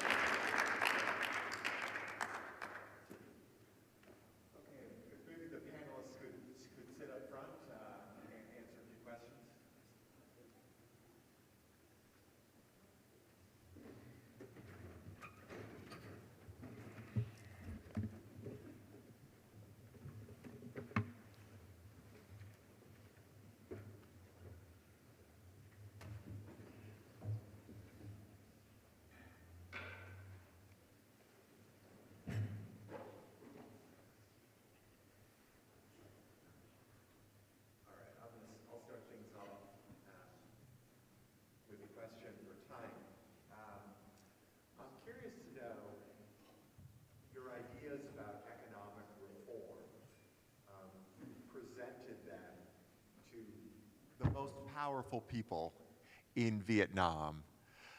How were they received, those ideas, when you first presented them? Was there any argument? I'm curious to know if you could give an example of something that you advocated, that you proposed, and how somebody like the Prime Minister would receive that. Thank you for a very interesting question. That is the question we also need to ask ourselves when we do the job. How to influence the people who make the decision in the country. So we have several channels to do, and they have their own way of thinking what is good and what is the best, the bad. So I think we need to provide some different argument or different choice for the solution. One is direct comment, But for me, from my experience, in the case of Vietnam, during at least 10 years ago when we are active, media is very important. Media is very important. because the top, for me, my understanding, the top decision maker, they based on a group of bureaucrats, and that bureaucrat also need information or knowledge from somewhere, and they get to know it from like the media and from other people. So we decide at that time we have a strategy that we need to publish based on our publication and our like contact with media, and they will go into every like a newspaper or in the main media, and it's kind of influence the idea and the idea about some solution about something. So it's a one way, and I think it's quite effective. Yeah, but that is main about main idea. For example, inflation should be deal with the inflation, not economic growth. It's some very basic debate in the top leaders. Yeah, it's different from other country. From my observation in decision making, because in Vietnam they still want, for example, push the economic growth to gain the legitimacy of the government. But at the same time, the consequence is that they could not see shortly that inflation will come later. So we try to alarm that situation, yeah, and when we are successful with that, yeah, that the government accept to abandon the program that promote economic growth, but focus on like taming the inflation. That is by any kind of direct advice and also the push from the media, something like that. Yeah. Okay, I'm going to ask another question now. Or do you have? Oh, sorry. Thanh, how would you assess Vietnam's sovereignty in developing its own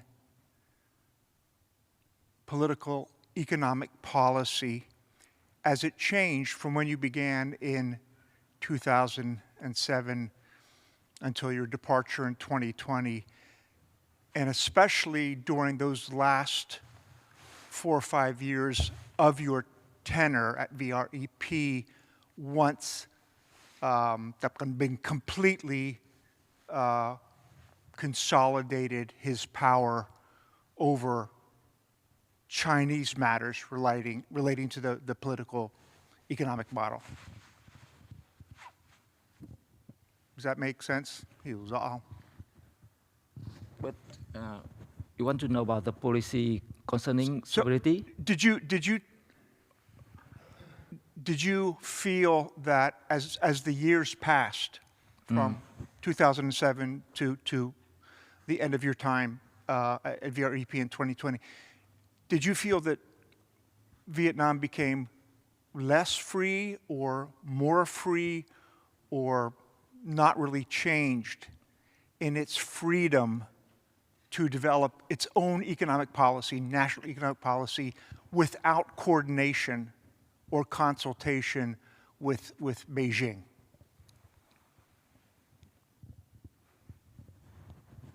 You mean in terms of economic cooperation between the country? Yeah. In development of policy. Yeah. I think it's for me it's still going on. As for me, not very special change for me.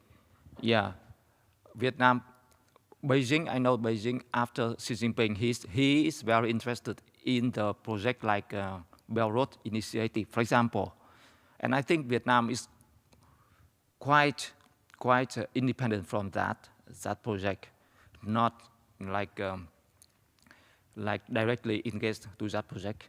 For example, Vietnam try to keep somehow away from that project. It's not like other country, for example, like Cambodia, for example.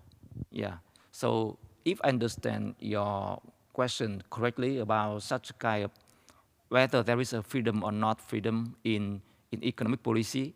In that sense, yeah, I think it still keeps some kind of distance or kind of dependence from what Beijing directly want Hanoi or Vietnam to do.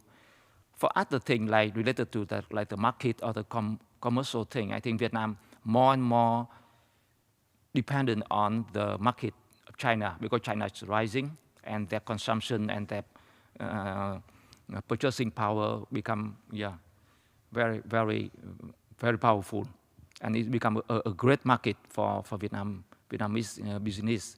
Yeah, so it's naturally evolved like that. Before, only the United States is the one that the import Vietnam export to the most important importer of Vietnamese goods. But now China also become an increasing important country. Yeah, quite similar to the United States. Yeah. So Hanoi try to balance, in terms of economic benefit, among the two partners in terms of economic and commercial. Yeah. Mm.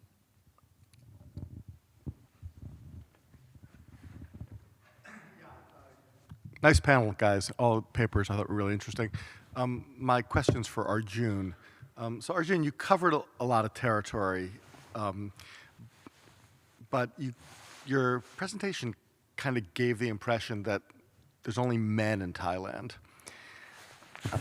And I'm curious about the role of women. I'm not actually asking about gender, which is the more trendy question, but in the growth of this left-wing student movement, are there women, and what do they do? And also, I'm curious about on the right side, on the growth of the rightist movement, are women attracted to the rightist propaganda that gives rise to the reaction? I don't know. There's a striking absence of women in your story. Where do they fit? Yeah, good question.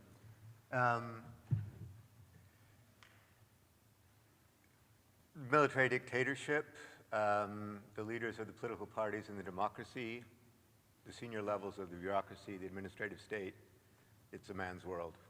All men, all the time. The student movement, the left student movement, the moderate student movement, women were hugely important in it. On the right, in some of the less rambunctious manifestations of right nationalism, especially the Buddhism, the the sort of militant Buddhism support for right-wing causes. Women were important in that as well. Also I didn't mention another type of right-wingism. It was, I don't know what to call it, right-wing astrology. Very popular in 1975, 76. The newspapers would fill with these astrological predictions. The stars will never align for communism. I never really got this, ever. If they're not going to align, then who cares? Why are you killing people? That also, women were very important in the astrological circles as well. That sounds like a bit of a flippant discipline, but it was hugely important. It was very big, astrological right-wingism in the 1970s. The Communist Party as well, women and men together, were in the movement. The students that fled to the jungle, I didn't really say this, after the horrible crackdown, 76, many thousand students arrested, many others fled, who got away. Many of them were women who went to join the forces, and they made a contribution as well. But I consistently have a pushback. There's a common idea of Thai women are free. They're as important as men. They're more important than men in society. They're in business, they're in universities, they're in everything. They're the real movers and shakers. And I'm totally with all of that politically and morally, but I don't think it really holds up empirically. This crazy election, I said 1975, there was something like 400 people elected to this mega assembly. There were 3 women out of that number. It doesn't sound very progressive to me, really. It's a bit of a mixed bag then, I think. A good question, though. The only gender, sexuality thing I brought up was the student movement, the sort of selfishness or individuality in the movement. But that's the only thing I brought up. The other gender issues you bring up, everything I said could have been perhaps reframed, the whole period in terms of the politics of sexuality or sex or something. Maybe would have been a different finding. I don't know enough about it. I was trying to give a schematic of, especially dictatorship, democracy, dictatorship versus the neighboring experience of this horrendous war.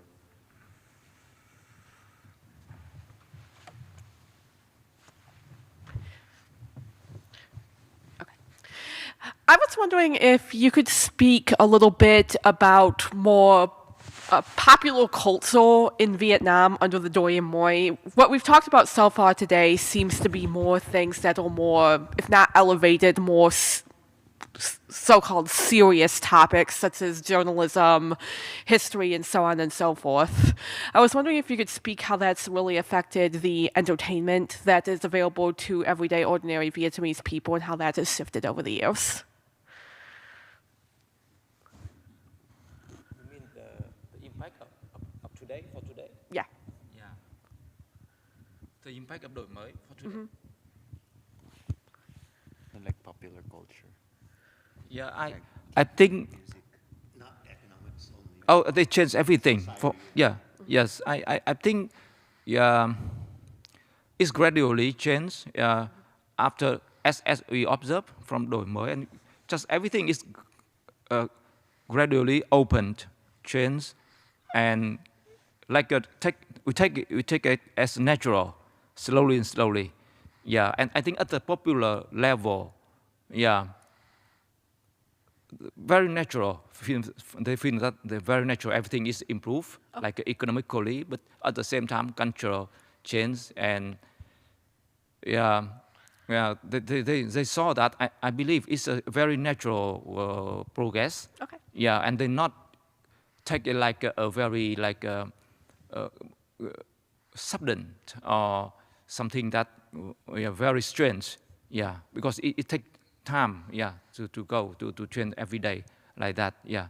Only I think for researcher and for some observer or maybe leaders, they they have a method or the way of separate that, yeah, different phenomena or progress. That's what I feeling, my feeling, yeah. Thank you. Yeah, thank you.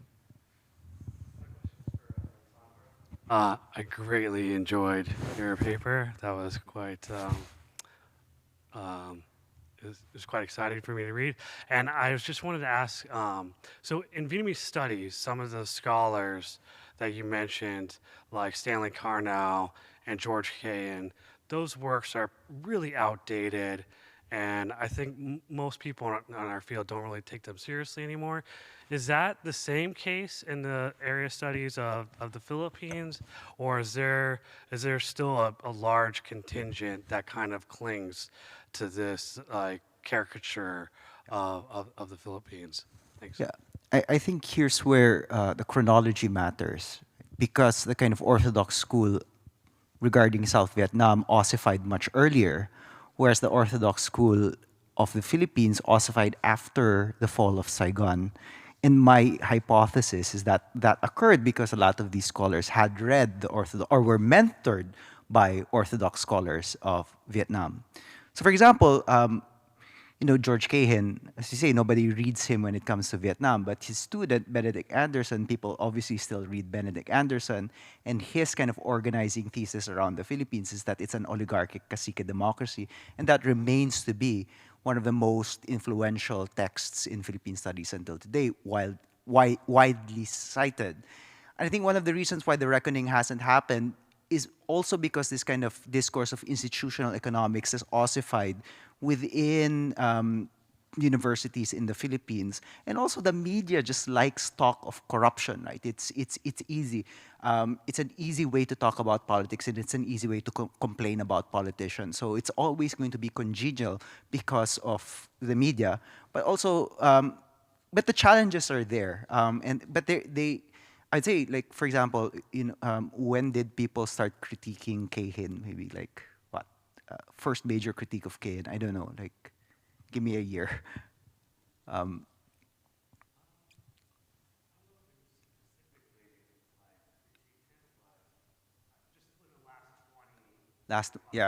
Yeah, I would say the kind of blowback to the Orthodox school in Philippine studies has been happening just like over the past maybe 10 years. So it's a very recent phenomenon.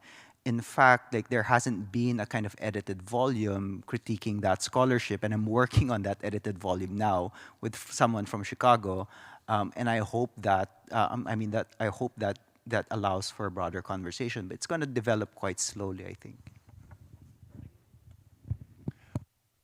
I have a question for Leloy, for you as well.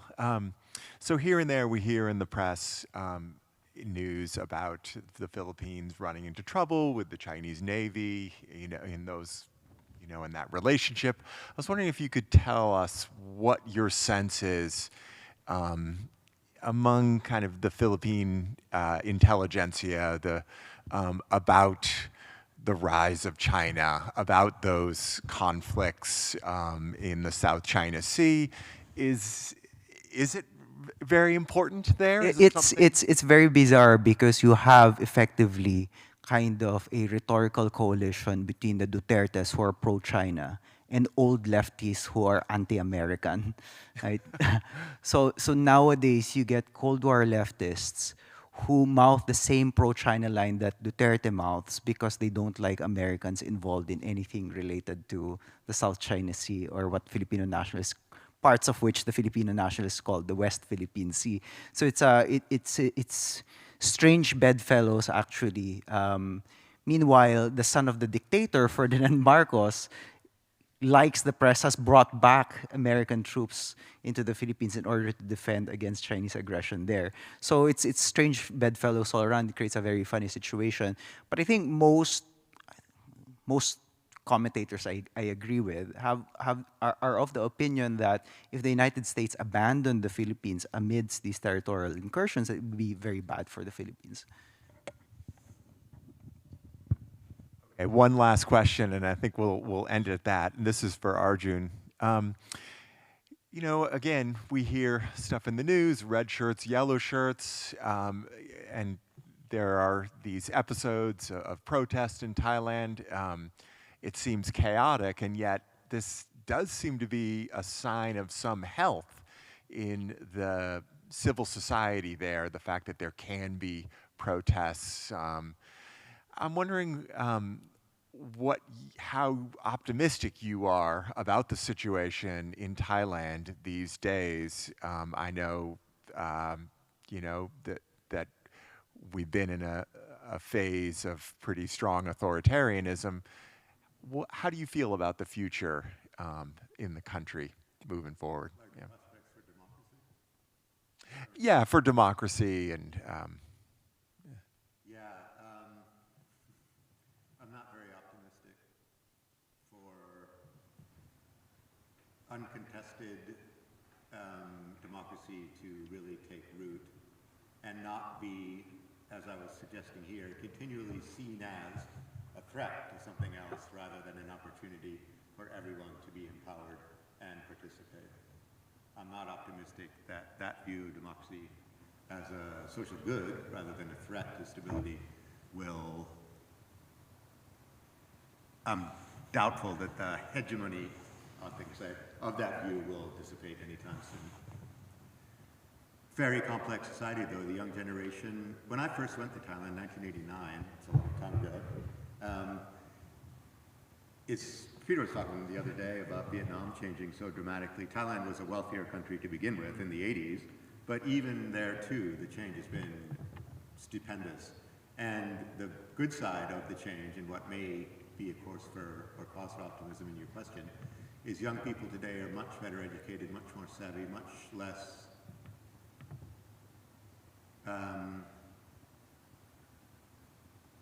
placated or fobbed off by BS from the government than prior generations would have been. Extremely complex, savvy, educated, savvy people, and yet the inertia, the weight, the drag of this other view of politics and suspicion of people participating in it is there and entrenched, as well as, at the same time as this new generation is emerging and is much different than anything that has come before. I think on balance between the force of this feeling and the weight of inertia and oppression from the government through the security apparatus, through the justice ministry, will restrain and defeat democracy in the near term between the two. Okay, I think we'll end it there. I just want to say another thank you to the Baker family for their generosity for making it happen. We're really sorry that Anne and her sister Betsy couldn't make it. And also, of course, big thanks to our panelists and to Peter, our keynote speaker, to all of you for coming, to our grad students who helped out in many different ways. And I'd especially like to thank my colleague, Cameron Dunbar, who did so much of the heavy lifting for this conference. I just feel so fortunate to have him with me helping. And one last thing for people in our community here, of course we have another Baker Conference next year. If you have some idea about a theme for next year's Baker Conference, please send me an email, explain yourself, and I'll present it to the Baker Committee and we'll discuss it. So again, thank you all, and enjoy the rest of your day.